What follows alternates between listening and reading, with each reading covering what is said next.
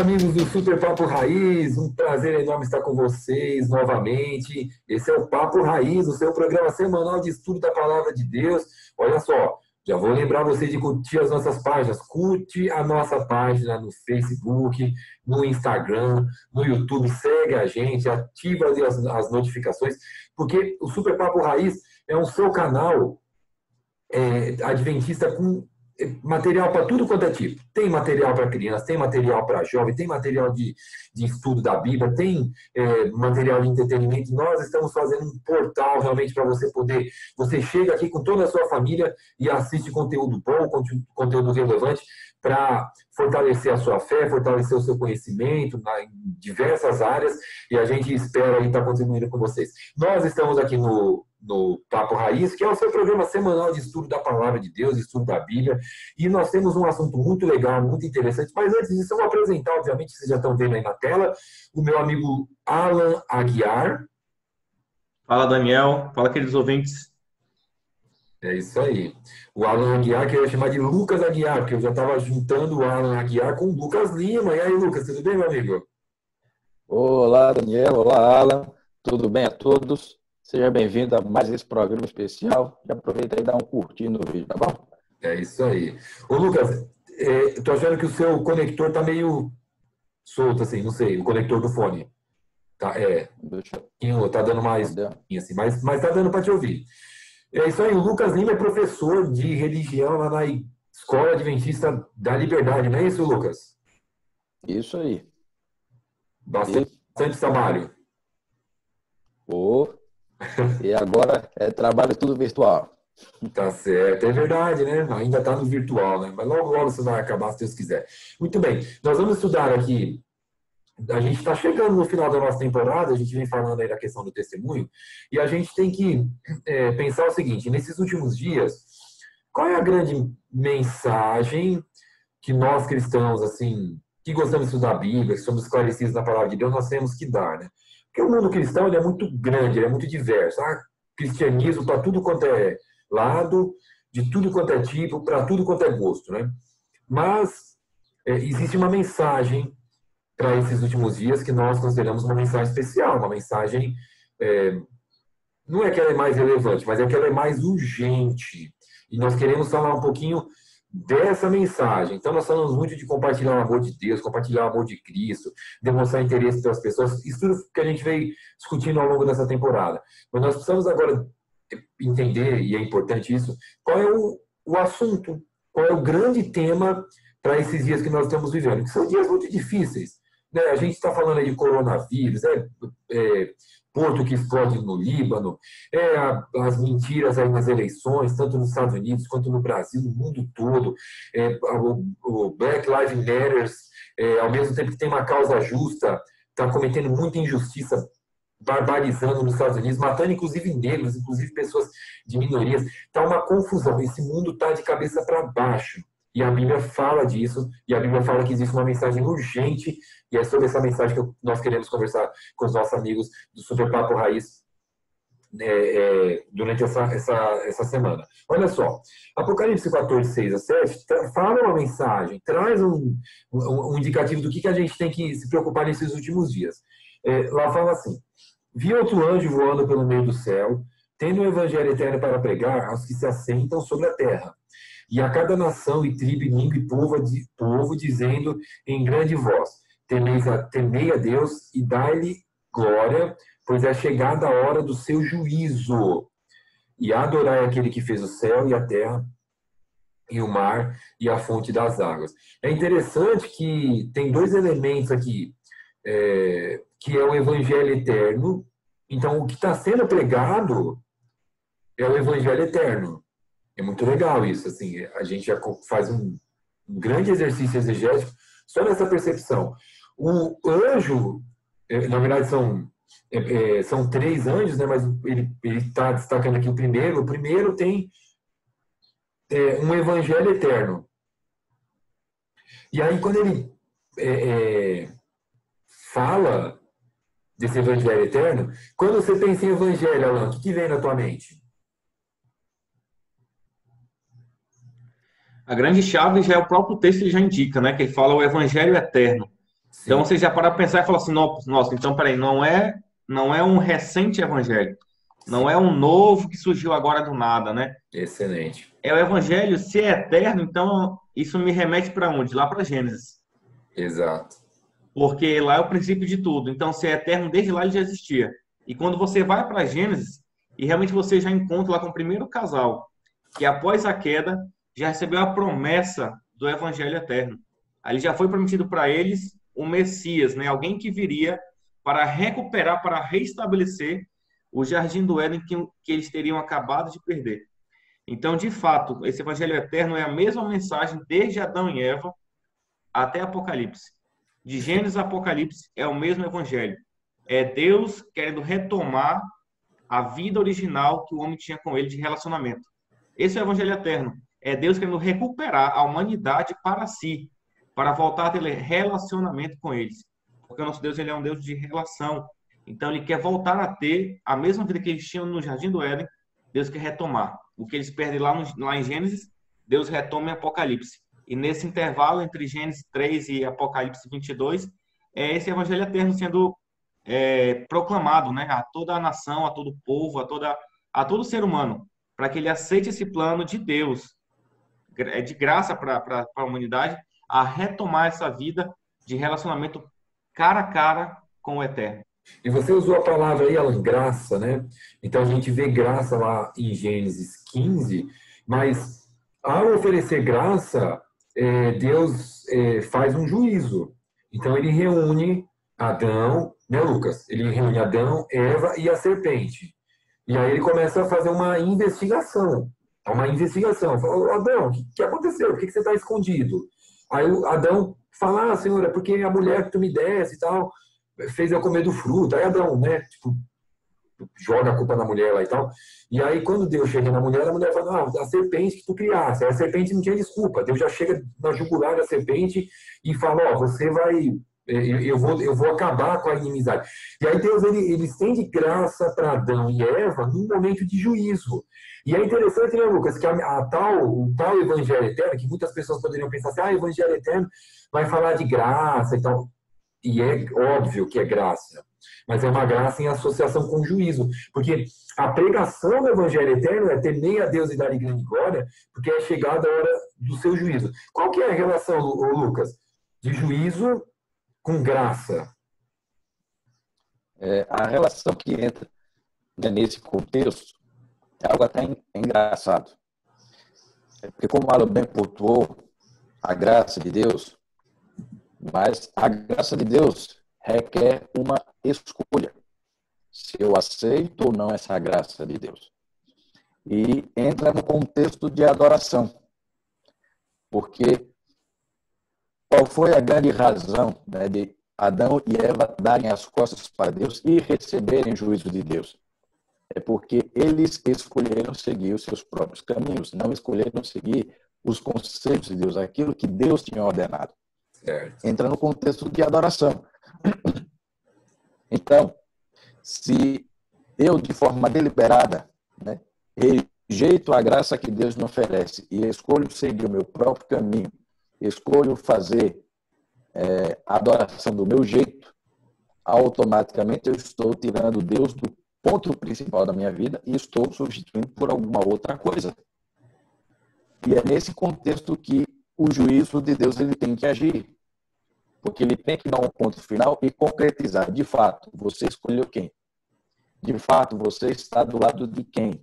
Né? Não tem como permanecer com a vida mais ou menos. Sim.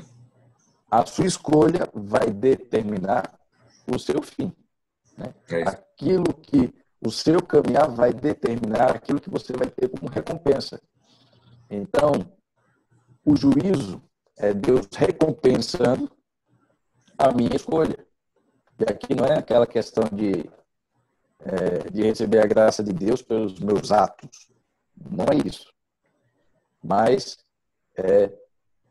toda ação ela tem uma reação. Na vida cristã é assim. Foi assim com Adão e Eva, porque Deus já tinha deixado bem claro, olha, se você comer do fruto, o resultado é esse.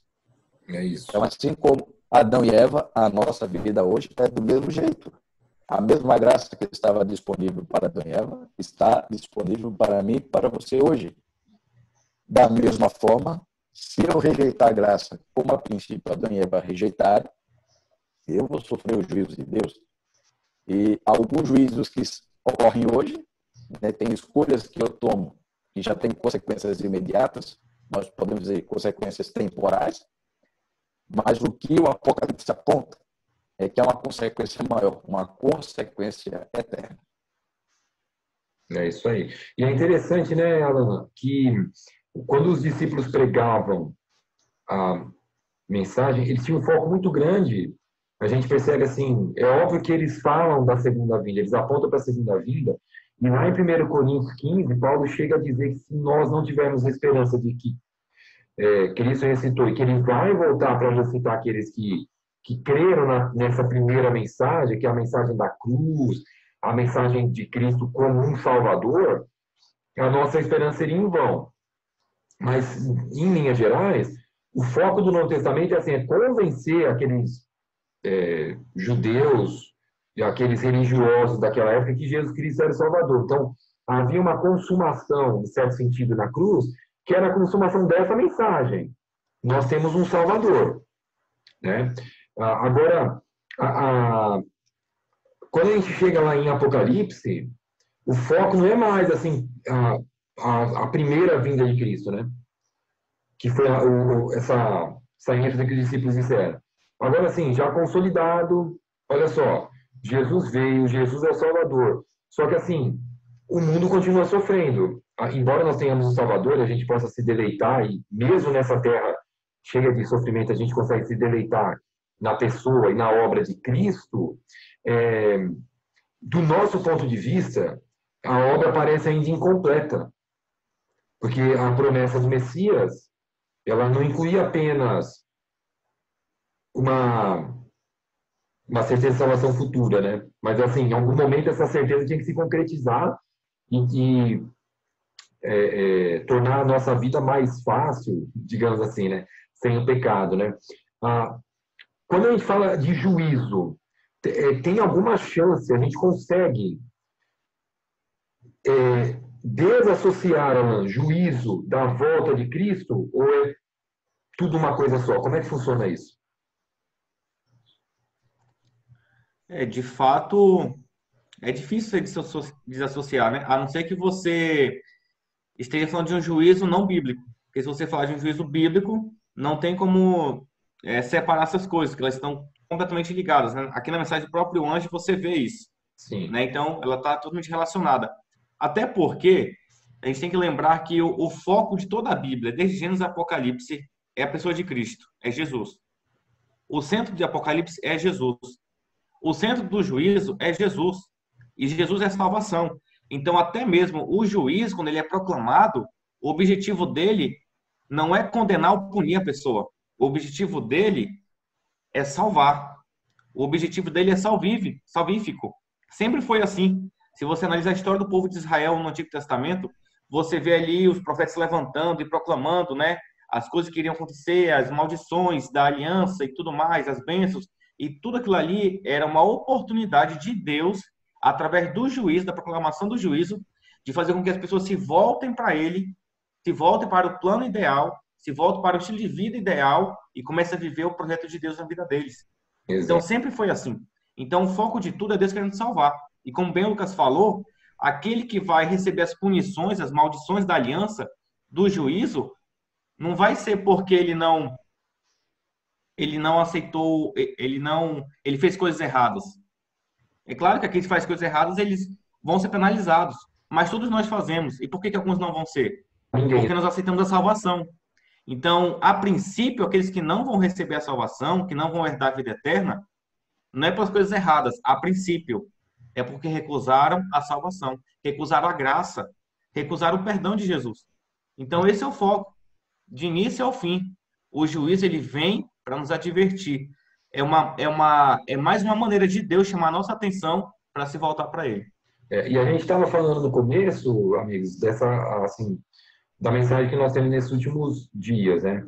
E Por que que a gente entende, a partir do que a gente já conseguiu, que essa mensagem de juízo e da volta de Cristo, que nós temos uma mensagem da vinda de Cristo, da primeira vinda, e que ela representa, que está sendo pregada desde os tempos do próprio Senhor Jesus. Então, a gente já vai aí para quase 2.000 anos, né? Em 2031, a gente completaria aí 2.000 anos da mensagem da cruz, né? E ela tem sido pregada por toda a cristandade, com ênfases diferentes e tudo mais. Só que, quando o Apocalipse 14 aqui fala de evangelho eterno, ele fala de uma hora de juízo. É chegada a hora do seu juízo. Ô, Lucas, quando fala hora, que é uma ideia assim, de hora, tipo assim, é um tempo marcado, né, um tempo determinado para que aconteça o juízo? Ou Deus não sabe quando vai acontecer o juízo? Como é que funciona isso aí? O que é essa hora do juízo? Bom, nós podemos focar nessa hora como o momento do juízo. Agora chegou o tempo do juízo. Então, assim, só pegando o gancho daquilo que já foi falado, quando nós analisamos de Gênesis, Apocalipse, o que nós entendemos é o seguinte, o que se percebe. Todas as vezes que Deus ele aponta que vai realizar um juízo, é porque o intuito das pessoas é para elas se salvarem. Deus, quando anuncia o juízo de maneira prévia, para que haja tempo de arrependimento e mudança no coração humano. Quando Deus dá o juízo para Adão e Eva e dialoga com eles, é porque é necessário você se arrepender. Já com a serpente isso não acontece. Conosco hoje é do mesmo jeito. E essa chegada do tempo é porque o juízo de Deus ele é muito organizado. Não é que ele seja imperfeito ou que ele necessite de tempo para fazer as suas coisas. É porque ele é um ser muito organizado. Sem dúvida. Então, ele trabalha de um jeito para que a nossa concepção, nosso entendimento humano consiga entender um pouco aquilo que Deus está fazendo. Então, Deus ele já iniciou o seu processo de juízo, o seu processo de investigar não somente as ações, mas as escolhas de cada ser humano com relação à graça que ele nos concede. Perfeito. Então, dentro da cronologia de Deus, dentro do cronograma de Deus, ele é organizado. E o juízo de Deus assim não acontece a qualquer momento, não é algo pontual, não é algo individual para cada ser humano.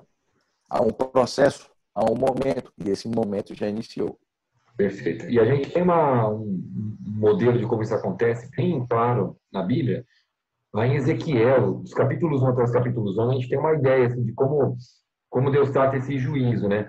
Então, a volta de Cristo, porque a gente não vai ter tempo aqui, óbvio, de destrinchar essas questões, mas há uma distinção que às vezes a gente não se preocupa em fazer, mas a Bíblia usa termos assim como últimos dias, tempo do fim, fim dos tempos, tempo determinado do fim, aparece lá em Daniel.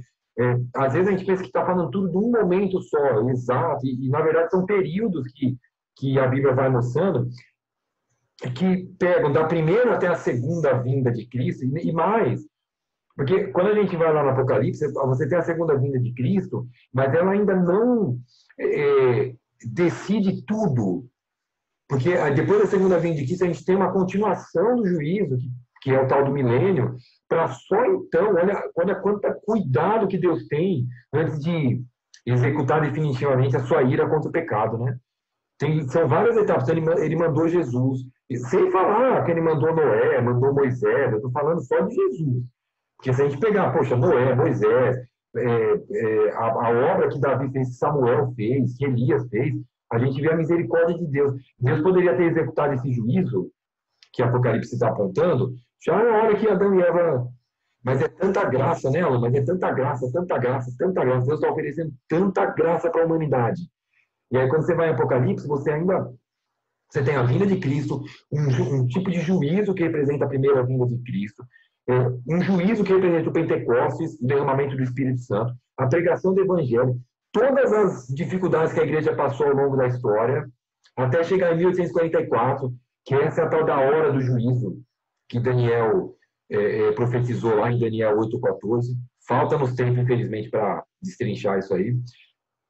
Então, nós temos, de 1844 até a vinda de Jesus, um modo de juízo que é assim, a comprovação, né, ou melhor, a investigação do povo de Deus. E aí, quando Jesus volta, ele separa, o tal de separar os bodes das ovelhas, né? Só que aí ele mantém os ímpios aqui dormindo, não mortos, assim, definitivamente, mas num estado de sono. Satanás fica preso. Os justos passam um tempo lá no céu, 1000 anos com Jesus, para só então, comprovado o juízo divino, vem então a destruição definitiva do mal. Então, a hora do juízo, ela é muito, assim, é um momento muito extenso. Mas, assim, quando a gente pensa no calendário, certinho, a partir das profecias de Daniel, a gente vai para 1844. Então, de 1844 para cá, nós temos o que a gente chama de verdade presente. Né? Ellen White, né, profetiza que nós, a gente consideramos inspirada por Deus, usou muito essa expressão para se referir a quê? Veja, toda a cristandade, desde os dias dos apóstolos, está pregando que Deus é amor, que Jesus Cristo veio, que Ele é nosso Salvador. E nós temos que continuar pregando isso, mas incluindo essa mensagem que Ele está voltando. E que Ele está voltando para salvar. E a consequência da salvação... É muito interessante você pensar isso. A salvação não é a consequência do juízo. O juízo é que é a consequência da salvação. Então, assim, a salvação é um motivo muito maior do que o juízo. Mas para salvar, a gente tem que falar do juízo. Por quê? Como o melhor exemplo, eu sempre penso assim, para achar o melhor possível. Se um ladrão invadir a casa do Alan e fizer a esposa e o filho dele de refém, a polícia vai agir. Eventualmente, a polícia pode usar um atirador de elite e matar esse ladrão que está ameaçando a vida de 2 pessoas inocentes. A ação desse policial... O objetivo dele não era matar o assaltante, mas era livrar 2 pessoas inocentes da mão do assaltante. Então, o juízo divino é mais ou menos assim. Não tem condições. Veja, a promessa de Deus é que nós vamos viver para sempre em paz. Como que a gente vai viver em paz se Deus der vida eterna para pessoas que não sabem viver em paz? Que não sabem respeitar o direito do próximo? Que seria uma ameaça para a paz das pessoas. Então, assim, o juízo de Deus, ele nasce num contexto de salvação. Para salvar o inocente, Deus tem que exercer juízo contra aquele que não submete a sua vontade, a sua lei. E é essa mensagem que a gente tem que falar. Ou seja, no fim das contas, vai ser sempre uma mensagem de graça, né? Sempre uma mensagem de salvação. Sim, justamente. Em todos os momentos, né? Porque a gente sabe que Deus, ele tem vários atributos, né? A gente é misericórdia, ele é amor, ele é justiça e várias coisas. E sempre que ele atua em uma determinada situação, quando ele atua com amor, com misericórdia, com compaixão por alguém, ele não deixa de ser justo. Exato. Embora ali se manifeste de forma mais enfática o atributo amor, mas a justiça também está junto. Nunca se separa. Nunca ele passa a ser uma coisa e deixa de ser outra. Ele sempre é tudo junto. Só ele sabe harmonizar tudo isso junto. A gente não sabe fazer isso. A gente não sabe, às vezes, como lidar com amor e justiça ao mesmo tempo, mas Deus sabe. Então, ele tem vários atributos e ele consegue usá-los de forma harmônica em cada situação, inclusive na hora de dar fim ao pecado. Ali é a maior prova de amor, de não parar que as pessoas sofram, já que elas não escolheram o plano ideal, que elas sofram, que elas descansem para sempre e parem de existir e não incomode quem vai ficar existindo e elas também não fiquem sofrendo, né? Então, você vê de cabo a rabo, a Bíblia é uma mensagem de amor puro pelo ser humano, por todo ser humano. E o mais interessante ver, Daniel, é que desde lá de Gênesis, desde lá do primeiro casal, até o povo lá, os 144 mil, que vão entrar nesse número literal de salvos, você vê de ponta a ponta que o povo de Deus durante a história sempre foi um povo adventista, no sentido de quê? De aguardar o Messias. Isso. Porque lá no primeiro casal foi anunciado a vinda daquele descendente. Tanto é que quando nasce, né, o primeiro filho de Eva, ela já pensa que é o descendente, porque ela estava aguardando, ela estava já esperando o Messias, o Redentor dela. E durante a história vem o povo de Israel aguardando, matando ali os cordeirinhos, aguardando o Messias vir. E aí ele vem. E agora tem a gente que prega e já sabe que ele já veio. Mas agora já tem uma outra mensagem, é que ele voltará. Então, sempre o povo de Deus está aguardando o Messias, sempre está aguardando o advento. E assim a gente permanece nessa esperança. Então, a mensagem da angelical aqui de Apocalipse, a principal mensagem é a esperança do Messias vir. Então, quando ele vem, isso requer de nós um preparo. Isso requer de nós uma vida em conformidade com a vontade dele. E é isso aqui que o evangelismo está perdendo, essa noção de que Jesus morreu lá na cruz e pronto, ele já fez tudo ali, acabou, está consumado. E não é bem assim a história. A gente sabe que o processo da salvação ele continua. É lógico que a cruz ali foi importante, foi. Mas se ele tivesse só morrido e não ressuscitado, não valeria de nada. Então, a ressurreição não é um bônus, não é um plus, não, lá na cruz. É necessário. E depois disso ele sobe para o céu, e lá ele começa a intercessão. Então, tem todo um processo que às vezes a gente perde a noção. E se você perde a noção de que ele está lá no céu agora, ele não está tomando água de coco debaixo de uma sombra, ele está lá fazendo um trabalho no santuário celestial, intercedendo por mim e por você, investigando, fazendo juízo de nós, a sua vida vai ser impactada. De que modo? De que modo que o Cristo que você aceitou, você deve manifestar ele para que o outro, para que o teu familiar, para que o teu vizinho veja Cristo em você e também queira aceitar esse Cristo. Amém. Então, a salvação não é para parar em mim. Eu não sou o foco da salvação. O foco da salvação é o outro. Então, eu tenho que viver em prol do outro. Essa é a mensagem do Evangelho. Ah, é duro, é difícil, não é agradável? Não é agradável. Mas essa é a mensagem. O foco não é você, não sou eu. O foco é o outro. E é assim que a gente tem que viver. Legal. Luquinhas, estamos terminando, amigo. Suas considerações finais aí do nosso bate-papo. Bom, diante de tanta coisa, como você pontuou, o tempo é curto, não dá para destrinchar tudo, né? Mas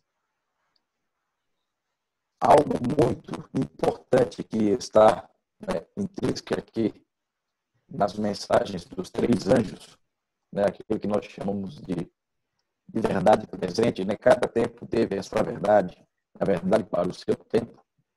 As verdades para o nosso tempo é justamente isso. Nós temos a escolha de adorar um Deus que é criador, que é amoroso, que morreu por nós e que nos concede a salvação. Amém. Mas também nós temos a escolha de, infelizmente, dar as costas para esse Deus e seguir por outros caminhos, né, que são aqui a mensagem do 2º e do 3º anjo. Exatamente. E, de acordo com a sua escolha, você vai ter a sua consequência. Então, na verdade, a mensagem, a verdade presente para o nosso tempo é um apelo para que eu e você aceitemos essa graça e vivemos de acordo com essa graça. Amém. Não é apenas você levantar a mão e dizer, Deus me salvou e pronto. Não, o convite de Deus é viva essa graça continuamente, dia a dia. Se relacione com Deus, esteja com Deus. Se prepare para esse momento tão especial que é a volta de Cristo, que já está bem pertinho. Mas lembre-se de que constantemente Cristo está intercedendo por nós, porque nós ainda somos pecadores. Ainda não chegou o momento, chegará o momento que nós seremos 100% glorificados. Amém. Mas agora é o momento de estarmos com Cristo, crescemos degrau a degrau, para que, por meio da sua graça, por meio da sua misericórdia, alcancemos a perfeição plena, que será no momento do seu retorno, que está perto dele. É isso aí. Alô, meu amigo. Estamos indo embora. Tá cortando seu áudio aí. Pode dar tchau? É isso aí. Era só para dar um tchau mesmo. Amigos, um abraço, amigos aí do nosso Papo Raiz. E até a semana que vem, se Deus quiser. Essa mensagem de juízo, que é uma mensagem de salvação. Semana que vem a gente vai encerrar a nossa temporada. E aí a gente vai bater um papo com os ouvintes aí. A consequência de tudo isso que a gente falou, a gente vai discutir um pouquinho mais a semana que vem. Amigos, obrigado, viu, por estarem com a gente aí. Até a próxima, se Deus quiser. Lucas, obrigado, viu, por estar com a gente. Fica com Deus. Um abraço aí para os seus alunos da Escola da Liberdade. Um abraço, pessoal. Até mais. Valeu.